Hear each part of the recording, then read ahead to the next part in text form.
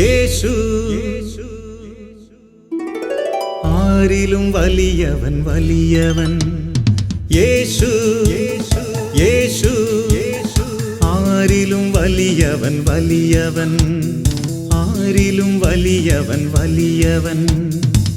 സൗഖ്യദായകൻ പാപമോചകൻ. സൗഖ്യദായകൻ പാപമോചകൻ. യേശുവേകരക്ഷകൻ. യേശുവേകരക്ഷകൻ. കരുണാമയൻ സ്നേഹഗായകൻ. കരുണാമയൻ സ്നേഹഗായകൻ. യേശു യേശു ആരിലും വലിയവൻ വലിയവൻ. ആരിലും വലിയവൻ വലിയവൻ.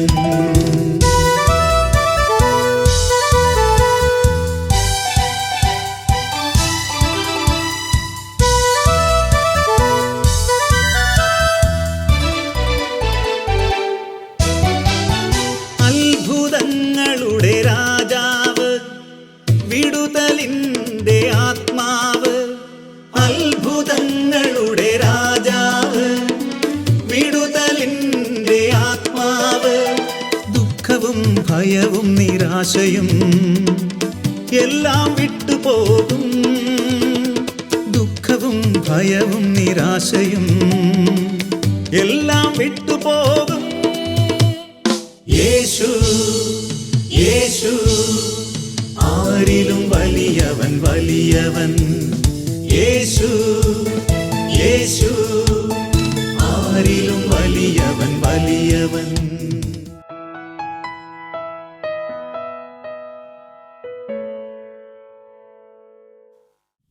യേശുവേ നന്ദി, യേശുവേ സ്തുതി.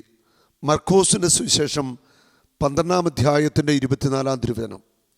നിങ്ങൾ പ്രാർത്ഥിക്കുകയും യാചിക്കുകയും ചെയ്യുന്ന എന്തും ലഭിക്കുമെന്ന് വിശ്വസിക്കുവിൻ, നിങ്ങൾക്ക് ലഭിക്കുക തന്നെ ചെയ്യും. വിശ്വാസത്തോടെയുള്ള പ്രാർത്ഥനയ്ക്ക് ദൈവം ഉത്തരം നൽകുന്നവനാണ്.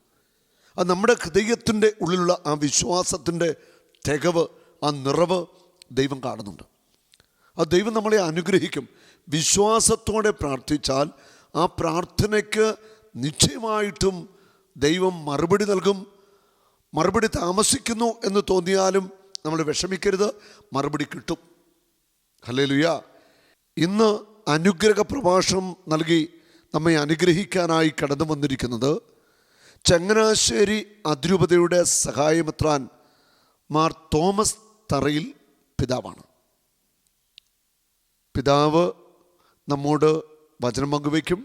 നമുക്ക് ശ്രദ്ധാപൂർവം വചനം ശ്രവിക്കാം. പിതാവിന് വേണ്ടി നമുക്ക് പ്രാർത്ഥിക്കാം. നമ്മുടെ രൂപതയിൽ കർത്താവിൻ്റെ വലിയ ഇടപെടലുണ്ടാകുവാൻ, മേൽക്കുമേൽ രൂപതയിലെ വിശ്വാസ സമൂഹം വിശ്വാസത്തിൽ ശക്തി പ്രാപിക്കാനൊക്കെ നമുക്ക് പ്രാർത്ഥിക്കാം. യേശുവേ നന്ദി, യേശുവേ സ്തുതി, പരിശുദ്ധാത്മാവേ നന്ദി. ഈ മനോഹരമായ സായാഹ്നത്തിൽ നിങ്ങളെല്ലാവരും കർത്താവിൻ്റെ വചനം കേട്ട് ഈ കൺവെൻഷൻ നയിക്കുന്ന ബ്രദർ സാബുവിനെയും അദ്ദേഹത്തിൻ്റെ കൂടെയുള്ളവരെയും ദൈവസമർത്ഥമായിട്ട് അനുഗ്രഹിക്കട്ടെ എന്ന് ഞാനും പ്രാർത്ഥിക്കുന്നു.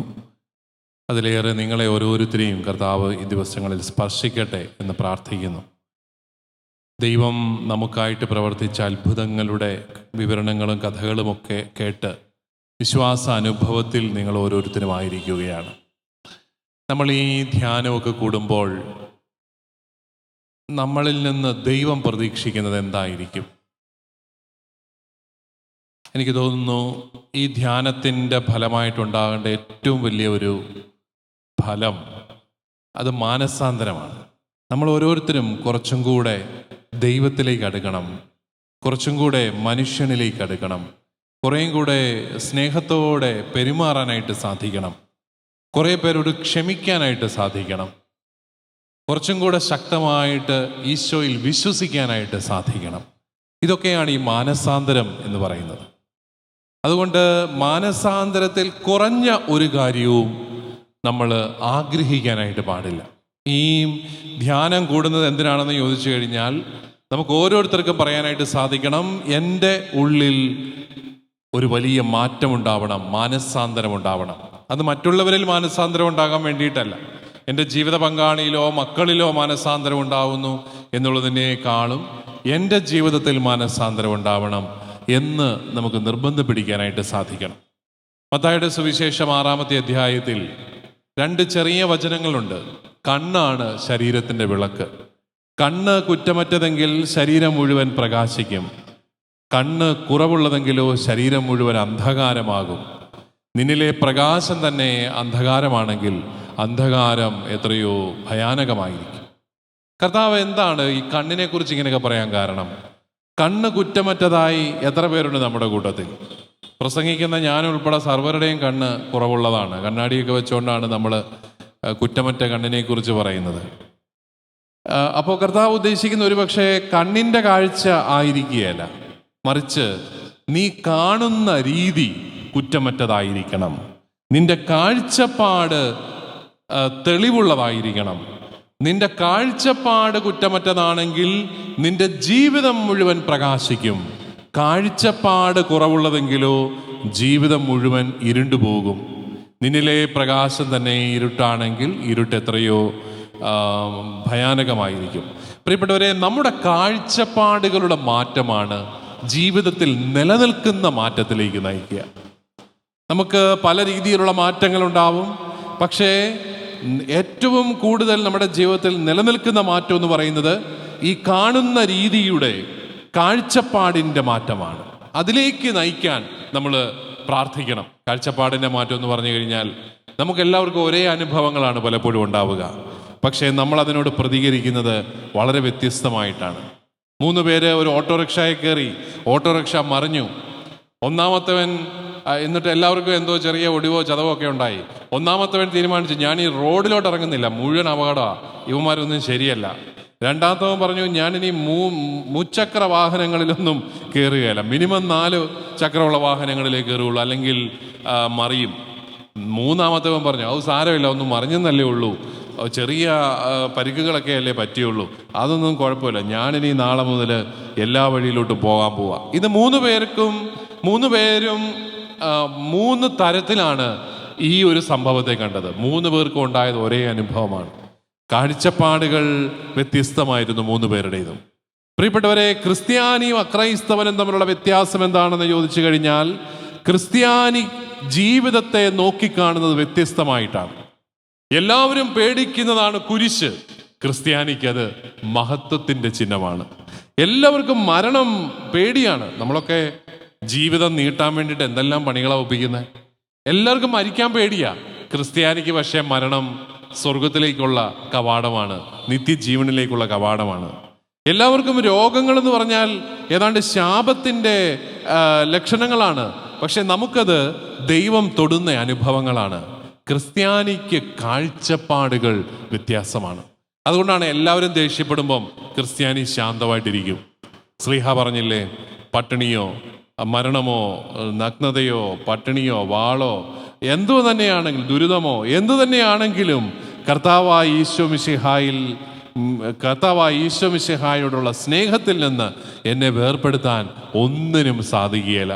പട്ടിണിയും നഗ്നതയും മരണവും വാളും ഒന്നും കണ്ട് ക്രിസ്ത്യാനി പേടിക്കുകയില്ല. നിങ്ങൾ ഓർക്കണം, ഈ കാലഘട്ടത്തിൽ നൈജീരിയ എന്ന് പറയുന്ന രാജ്യത്തിൽ 10,000-കണക്കിന് ക്രൈസ്തവരാണ് ക്രൈസ്തവ വിശ്വാസത്തിൻ്റെ പേരിൽ ക്രൂരമായിട്ട് കൊല ചെയ്യപ്പെടുന്നത്. നമ്മളൊക്കെ ഈ കേരളത്തിൽ വളരെ സുരക്ഷിതരാണ്. നമുക്കൊന്നും അങ്ങനത്തെ ഒരു മതപീഡനമൊന്നും ഉണ്ടായിട്ടില്ല. ഉണ്ടായാലേ അറിയത്തുള്ളൂ എത്ര പേരുടെ വിശ്വാസം ശക്തമാണ്. ക്രിസ്ത്യാനിയാണെന്ന് പറഞ്ഞാൽ തട്ടിക്കളയുമെന്നൊക്കെ പറഞ്ഞു കഴിഞ്ഞാൽ നമ്മൾ എത്ര പേര് ക്രിസ്ത്യാനിയാണെന്ന് പറയുമെന്നൊക്കെ ഒരു വലിയ ചോദ്യം തന്നെയാണ്. കാരണം ജീവിതം സംരക്ഷിക്കാനുള്ള തത്രപ്പാടിൽ ദൈവത്തിനാണോ നമുക്കൊക്കെയാണോ പ്രാധാന്യം എന്നുള്ളത് നമ്മൾ കണ്ടറിയേണ്ടതാണ്. അപ്പോൾ അവർക്ക് അവിടെ ക്രൈസ്തവ വിശ്വാസത്തെ ഒന്ന് തള്ളിപ്പറഞ്ഞ് മറ്റൊരു മതവിശ്വാസം സ്വീകരിച്ചാൽ അവർക്കൊക്കെ ജീവിക്കാം. പക്ഷേ അവർ ജീവൻ ഹോമിക്കാൻ തന്നെ തീരുമാനിക്കുകയാണ്. ഏറ്റവും കൂടുതൽ രക്തസാക്ഷികൾ ഈ അടുത്ത നാളിൽ ഉണ്ടാകുന്ന സ്ഥലങ്ങളാണ് ഈ പറയുന്ന നൈജീരിയയും, അതുപോലെ കഴിഞ്ഞ വർഷങ്ങളിൽ IS തീവ്രവാദമുണ്ടായി സിറിയയുമെല്ലാം. അവർക്ക് മരണത്തോടുള്ള കാഴ്ചപ്പാട് വ്യത്യസ്തമാണ്.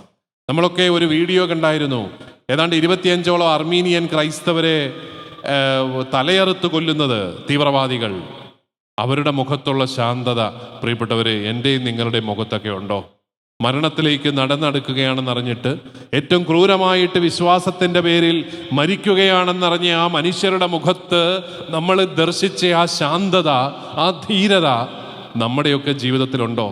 ഒരു പീഡനവും ഇല്ല, ഒരു കുഴപ്പവും ഇല്ലാത്ത നമ്മുടെയൊക്കെ ജീവിതത്തെ നേരിടാൻ നമ്മുടെ മുഖത്തുണ്ടോ എന്നുള്ളത് ചിന്തിക്കേണ്ട ഒരു കാര്യമാണ്. മാറേണ്ടത് കാഴ്ചപ്പാടുകളാണ്. ഒരപ്പൻ വീട്ടിൽ 2 മക്കളുണ്ട്, ഒരു ആൺകുട്ടിയുണ്ട്, ഒരു പെൺകുട്ടിയുണ്ട്. രണ്ടുപേരും വലിയ ദുശാഠ്യക്കാരാണ്. അതുകൊണ്ട് തന്നെ ക്രിസ്മസ് കാലമായപ്പോൾ അപ്പൻ എന്ത് ചെയ്തു? 1 കിലോ കേക്ക് മേടിച്ചു. വഴക്കാളികളായതുകൊണ്ട് കൃത്യം വഴക്കുണ്ടാക്കാതിരിക്കാണ്ട് കൃത്യം കടയിൽ തന്നെ അളന്ന് തൂക്കി 1/2 കിലോ ആയിട്ട് മുറിച്ചു. നല്ല നൂല് പിടിച്ച് മുറിച്ച് കൃത്യമായിട്ട് തൂക്കി 1/2 കിലോ വീതമുള്ള 2 പാക്കറ്റുകളാക്കി വീട്ടിൽ കൊണ്ടുപോയി 1/2 കിലോ പെൺകുട്ടിക്കും കൊടുത്തു, 1 ആൺകുട്ടിക്കും കൊടുത്തു. പെങ്കൊച്ചത് മേടിച്ചിട്ട് വലിയ സന്തോഷമായി. അവൾക്ക് അപ്പനോട് ഭയങ്കര സ്നേഹമായി. അവൾ അപ്പനൊരു കെട്ടിപ്പിടിച്ച് ഉമ്മയൊക്കെ കൊടുത്തിട്ട് പറഞ്ഞു, പപ്പായ എന്ത് നല്ല പപ്പായ എനിക്ക് ആവശ്യത്തിൽ കൂടുതൽ തരിക. എനിക്കെന്തിനാ 1/2 കിലോ കേക്ക്? എനിക്ക് 1 കഷ്ണം കേക്ക് പോരെ, ഞാനിത് എല്ലാവർക്കും മുറിച്ചു കൊടുക്കാൻ പോകുമെന്ന് പറഞ്ഞ് അവൾക്ക് അപ്പനോടുള്ള സ്നേഹം കൂടി. ആൺകുട്ടി പിണങ്ങി അപ്പനോട്. അപ്പം അവൻ ചോദിക്കുന്നത്, ആഹാ 1/2 കിലോയേ ഉള്ളോ എന്നാണ്. അവന് കാഴ്ചപ്പാട് വ്യത്യാസമാണ്. അവൻ പറയുന്ന 1/2 കിലോ അല്ല എനിക്ക് തരേണ്ടത്, ഞാൻ ആണല്ലേ, എന്നെ അപ്പന് വിശ്വാസമില്ല, എനിക്ക് 1 കിലോ തന്നാൽ ഞാനിത് ഒറ്റയ്ക്ക് തിന്നുന്നാണ് അപ്പൻ്റെ ചിന്ത. ഞാനത് മുറിച്ച് എല്ലാവർക്കും കൊടുക്കത്തില്ലേ? അപ്പൻ എൻ്റെ നന്മയിൽ വിശ്വാസമില്ലെന്ന് പറഞ്ഞ് അവൻ അപ്പനെതിരെ ഗൂഢാലോചനയ്ക്ക് കേസെടുത്തു. ഇത് 2 പേർക്കും കിട്ടിയത് 1/2 കിലോയാണ്. പ്രിയപ്പെട്ടവരെ, 1/2 കിലോ കേക്ക് പോലെ തന്നെ നമുക്ക് എല്ലാവർക്കും കിട്ടുന്നത് ഒരേ രോഗങ്ങളായിരിക്കാം, ഒരേ സാമ്പത്തിക പ്രതിസന്ധികളായിരിക്കാം, ഒരേ സന്തോഷങ്ങളായിരിക്കാം, ഒരേ സമ്പത്തായിരിക്കാം. പക്ഷെ കാഴ്ചപ്പാടുകൾ വ്യത്യസ്തമാണ്. ഒരാൾക്ക് സമ്പത്ത് കൂടിയപ്പോൾ അയാൾ ചിന്തിച്ചത് തൻ്റെ ഇപ്പോഴുള്ള നല്ല ഒന്നാന്തരം വണ്ടി വിറ്റിട്ട് വലിയൊരു വണ്ടി മേടിച്ച് മുറ്റത്ത് കൊണ്ടിടാനാണ്. അല്ലെങ്കിൽ എനിക്ക് ദൈവം കുറേ ലാഭം തന്നിരിക്കുന്നു, പണം തന്നിരിക്കുന്നു, ഗേറ്റ് അങ്ങോട്ട് പൊളിച്ചിട്ട് വലിയൊരു പടിപ്പുര പണിയാം, വലിയ കമാനങ്ങൾ വെക്കാമെന്ന് അയാൾ തീരുമാനിച്ചു. പക്ഷെ വേറൊരാൾ പണം ഉണ്ടായപ്പോൾ തീരുമാനിച്ചത്, എന്നാൽ എൻ്റെ പട്ടണത്തിലെ സാമ്പത്തിക ഇല്ലാത്ത ആൾക്കാർക്ക് 2 വീട് വെച്ചു കൊടുത്തേക്കാം, അവർക്ക് വീതിച്ചു കൊടുത്തേക്കാമെന്നാണ്. കാഴ്ചപ്പാടുകളുടെ വ്യത്യാസമാണ്. രണ്ടാമത്തവനാണ് ക്രിസ്ത്യാനി. അവനെ ഏൽപ്പിച്ച സമ്പത്ത് അവൻ്റെ കാര്യസ്ഥതയിൽ മാത്രമാണ് ദൈവം ഏൽപ്പിച്ചതെന്ന വിശ്വാസം അവനുണ്ട്. പ്രിയപ്പെട്ടവരെ, ഈ ഒരു വ്യത്യാസം നമുക്കുണ്ടാവണം. അതുണ്ടായിക്കഴിഞ്ഞാൽ സമ്പത്തുണ്ടെങ്കിലും സന്തോഷമുണ്ടെങ്കിലും ദുരിതമുണ്ടെങ്കിലും വളരെ വ്യത്യസ്തമായിട്ട് ജീവിക്കാനും സംതൃപ്തിയോടെ കരുതാനും നമുക്ക് സാധിക്കും.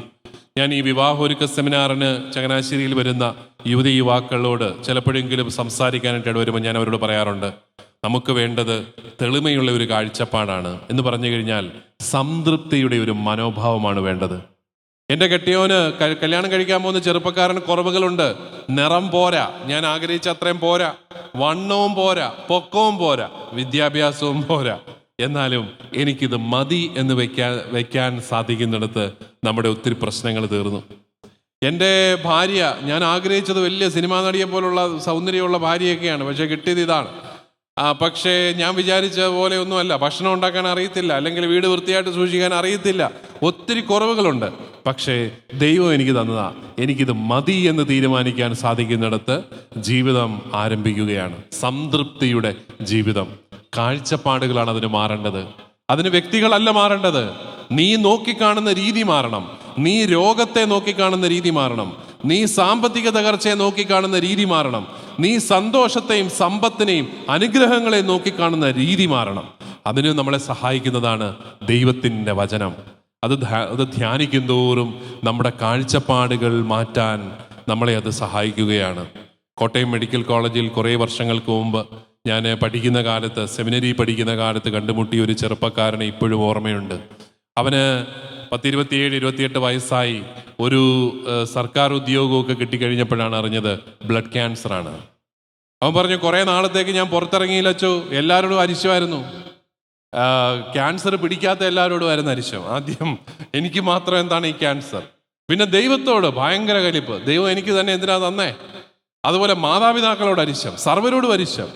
കുറേ നാള് വീട്ടിൽ പുറത്തിറങ്ങാതെ ഇവൻ നിരാശപ്പെട്ടിരുന്നു.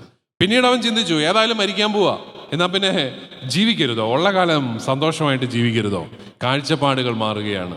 അവനെ ഞങ്ങൾ കണ്ടെത്തുന്നത് ക്യാൻസർ വാർഡിൽ ഈ ഈശോയുടെ പടമുള്ള ചിത്രങ്ങൾ വാങ്ങി അതിൻ്റെ പുറകിൽ രോഗികളെ ആശ്വസിപ്പിക്കുന്ന വചനങ്ങൾ പ്രിന്റ് ചെയ്ത് ഓരോ രോഗിയുടെയും കിടക്കയുടെ അടുക്കൽ അവൻ രാവിലെ മുതൽ വൈകുന്നേരം വരെ പ്രാർത്ഥനയോട് പ്രാർത്ഥന. എല്ലാ മതക്കാരും എല്ലാ വിശ്വാസക്കാർക്കും അവനെ വേണം. എല്ലാവരും രാവിലെ മുതൽ ഇവനെ തപ്പി വരും.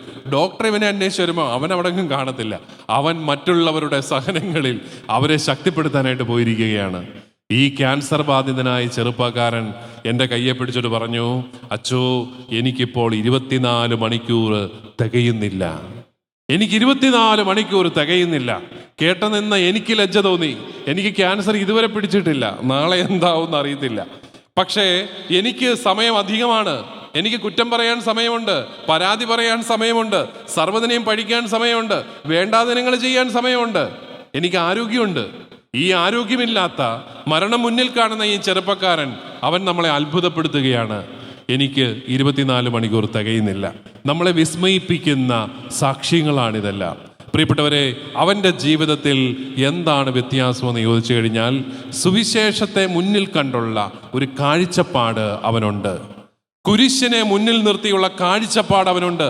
എല്ലാവർക്കും കുരിശ് അപമാനത്തിൻ്റെ ചിഹ്നമാകുമ്പോൾ എനിക്കത് മഹത്വത്തിൻ്റെ കവാടമാണ്. ഇതാണ് ക്രിസ്ത്യാനിയുടെ കാഴ്ചപ്പാടിൻ്റെ വ്യത്യാസം. നമ്മൾ ക്രൈസ്തവ വിശ്വാസത്തിൽ ആഴപ്പെടും തോറും ഈ ഒരു ബോധ്യത്തിൽ, ഈ ഒരു കാഴ്ചപ്പാടിൻ്റെ വ്യത്യാസത്തിൽ ആഴപ്പെടുന്നില്ലെങ്കിൽ നമുക്ക് വലിയ നഷ്ടമാണ് പ്രിയപ്പെട്ടവരെ. നമ്മളെല്ലാവരെയും പോലെ ജീവിക്കുക. എല്ലാവരുടെയും ജീവിതത്തിൽ കഷ്ടപ്പാടുകൾ ഉണ്ടായി. അവരെല്ലാം കിടന്ന് നിലവിളിക്കുന്നു, നമ്മളും കിടന്ന് നിലവിളിക്കുന്നു. എല്ലാവരും പണം ഉണ്ടാക്കാനായിട്ട് കള്ളത്തരം കാണിക്കുന്നു, നമ്മളും കള്ളത്തരം കാണിക്കുന്നു. എല്ലാവരും രോഗമാണേ എന്ന് പറഞ്ഞുകൊണ്ട് നിരാശപ്പെടുന്നു, നമ്മളും നിരാശപ്പെടുന്നു. നിന്റെ ജീവിതത്തിൽ സുവിശേഷം എന്ത് വ്യത്യാസം ഉണ്ടാക്കി എന്ന് ചോദിച്ചാൽ കാഴ്ചപ്പാടുകളുടെ വ്യത്യാസമാണ്. കണ്ണാണ് ശരീരത്തിൻ്റെ വിളക്ക്. കണ്ണ് കുറ്റമറ്റതെങ്കിൽ ശരീരം മുഴുവൻ പ്രകാശിക്കും. കണ്ണ് കുറവുള്ളതെങ്കിലോ ശരീരം മുഴുവൻ ഇരുണ്ടുപോകും. നിന്നിലെ പ്രകാശം തന്നെ അന്ധകാരമാണെങ്കിൽ അന്ധകാരം എത്രയോ വലുതായിരിക്കും. പ്രിയപ്പെട്ടവരെ, നിങ്ങൾക്കെല്ലാവർക്കും അനുഗ്രഹപ്രദമായ സായാഹ്നങ്ങൾ ആശംസിച്ചുകൊണ്ട് വചനത്തിൻ്റെ അത്ഭുതകരമായ ശക്തി നിങ്ങളിലും നിങ്ങളുടെ കുടുംബങ്ങളിലും ഉണ്ടാകട്ടെ. എന്താ ചേച്ചിയുടെ പേര്? എസ്സി. എസ്സി. ഏത് കാൽമുട്ട ഊരുന്ന്? പറഞ്ഞത് സത്യമാണല്ലോ. എത്ര വർഷം കൊണ്ട് ഊരിപ്പോവും? 1 വർഷത്തിന് മേളിലായി. അതെ. എങ്ങനെ തുടങ്ങിയത്? എങ്ങനെ അതിന്റെ തുടക്കം? എന്തെങ്കിലും ഒരു പൊസിഷൻ ഇങ്ങനെ തെറ്റിക്കഴിഞ്ഞാൽ വീഴും. കേട്ടോ, കാൽമുട്ടിന്റെ ഒരു പൊസിഷൻ തെറ്റിയാൽ അന്നേരം ആള് വീഴും. നല്ല വേദനയുണ്ടല്ലേ? വേദനയാണ്. ഡോക്ടറാണ് അഷ്റഫ് ഡോക്ടറാണ് കാൽമുട്ട് പിടിച്ചിട്ട് തരുന്നത്. ഡോക്ടറാണ് കാൽമുട്ട് പിടിച്ചിട്ട്. ഇടത് കാല് 1 വർഷമായിട്ട് ഊരിപ്പോന്നല്ലേ? യേശു സൗഖ്യം തരുമോ? തീർച്ചയായിട്ടും തരും, ഉറപ്പ്. ചേച്ചിക്ക് വിശ്വാസമുണ്ട് ഉറപ്പായിട്ട്. എൻ്റെ കണ്ണിലേക്ക് നോക്കിയേ. യേശുക്രിസ്തുവിൻ്റെ നാമത്തിൽ ഈ കാൽമുട്ട് ഇനി ഊരത്തില്ല, ഊരത്തില്ല. വലിച്ചു കുറഞ്ഞു, മടക്കിയാണ് വലിച്ചു കുറഞ്ഞു. ഏത് പൊസിഷനോട്ട് ഇവിടെ കാല് തിരിച്ചോ, അങ്ങോട്ടോ ഇങ്ങോട്ടോ, എങ്ങനെ തിരിച്ചാലും ഇനി മുട്ട് ഊരത്തില്ല. ഇങ്ങനെ വെച്ചിട്ട് തിരികെ മുട്ടലോട്ട് പിടിച്ച് ചേച്ചി. ആ, തിരിച്ചു അങ്ങോട്ട് കൊണ്ടോ, വട്ടം കറക്കിക്കേ. ആ, ശരിക്ക് എങ്ങോട്ട് കൊണ്ട് തിരിച്ചോ. ഏത് പൊസിഷൻ വേണ കാര്യം തിരിച്ചോ.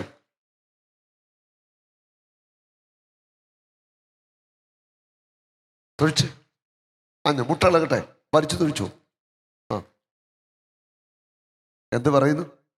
ഇപ്പൊ എനിക്ക് വേദനയില്ല. ഇവിടെ വന്നിരുന്നപ്പോഴും ഞാൻ മോളോട് പറഞ്ഞു, അമ്മയുടെ കാലിന് വേണ്ടിയിട്ട് മോള് പ്രാർത്ഥിച്ചാൽ മതി. എൻ്റെ മോൾ എൻ്റെ കൂടെ. മോളെന്തേ? എന്തിനാ കരഞ്ഞ്? വാക്കുകളില്ല.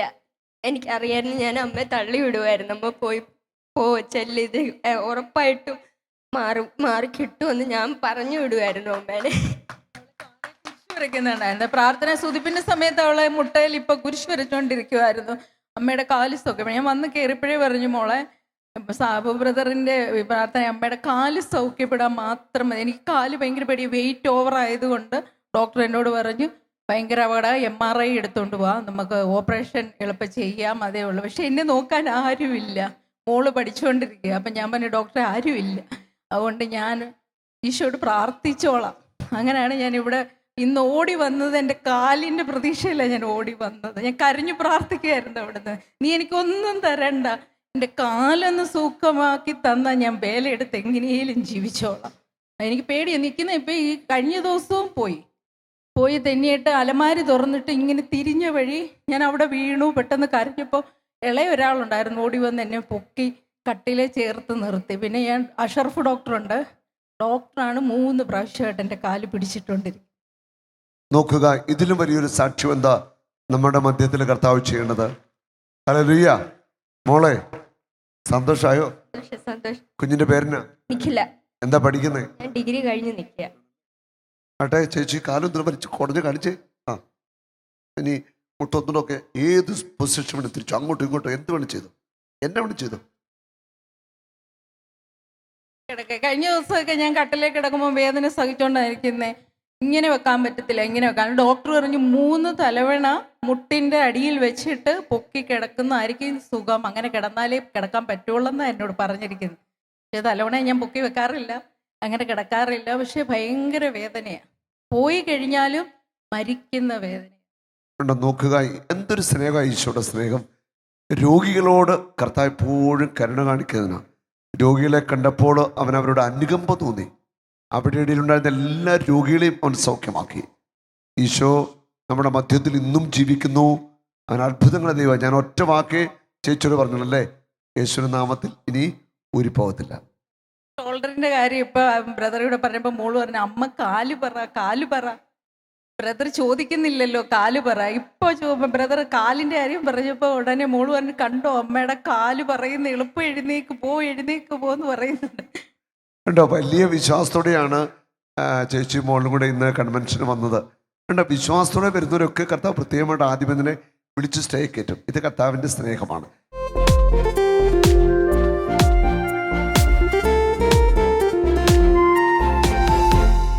യേശുവേ യേശുവേ നീ മാത്രം ഉന്നതൻ, യേശുവേ യേശുവേ നീ മാത്രം രക്ഷകൻ. സൗഖ്യമായി കൃപയായി നിറഞ്ഞിടണേ, അനുഗ്രഹത്തിൻ പെരുമഴ ചൊരിയണമേ. സൗഖ്യമായി കൃപയായി നിറഞ്ഞിടണേ, അനുഗ്രഹ പെരുമഴ ചൊരിയണമേ. കത്തട്ടെ കത്തട്ടെ തീ കത്തിപ്പടരട്ടെ, കൃപാഗ്നി അഭിഷേകം കത്തിപ്പടരട്ടെ. കത്തട്ടെ കത്തട്ടെ തീ കത്തിപ്പടരട്ടെ, കൃപാഗ്നി അഭിഷേകം കത്തിപ്പടരട്ടെ.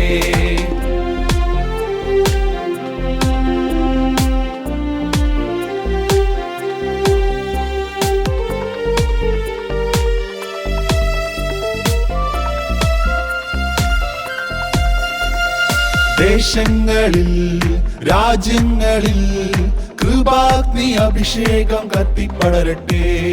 ദേശങ്ങളിൽ രാജ്യങ്ങളിൽ കൃപാഗ്നി അഭിഷേകം കത്തിപ്പടരട്ടെ. കത്തട്ടെ കത്തട്ടെ തീ കത്തിപ്പടരട്ടെ, സുവിശേഷം തീ പോലെ കത്തിപ്പടരട്ടെ.